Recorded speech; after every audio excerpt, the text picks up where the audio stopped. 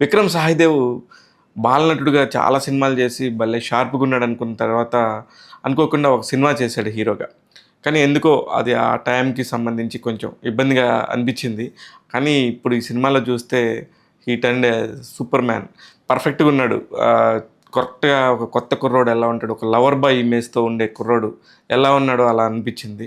చాలా చాలా బాగున్నాడు. తెలుగు సినిమా ఇండస్ట్రీకి ఇలా కొత్త కొత్త హీరోలు ఎప్పుడు అప్‌గ్రేడ్ అవుతూ ఉంటారు. అలాంటి ఒక అప్‌గ్రేడ్‌తో వచ్చిన సినిమానే అనకాపల్లి అనిపిస్తుంది.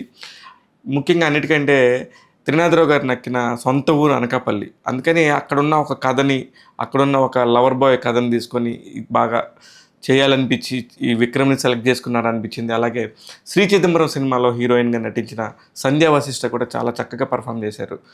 ఆ అమ్మాయి అక్కడ కూడా చేశారు. అక్కడ కూడా చాలా బాగా అనిపించింది. ఇక్కడ కూడా ఈ సినిమాలో కూడా ఈ అమ్మాయి ఏదో కొత్త ఒక మెళకువతోని బాగా చేస్తున్నట్టుగా అనిపించింది. ఈ ఒక 1 నిమిషం 30 సెకండ్లు ఉన్న ఈ వీడియో చాలా ఇంట్రెస్టింగ్ అనిపించింది. అలాగే 'పుష్ప 2'తో మనందరికీ బాగా దగ్గరయ్యాడు తారక్ పొన్నప్ప. విలన్‌గా చాలా పర్ఫెక్ట్‌గా ఉంటాడు అనిపించింది.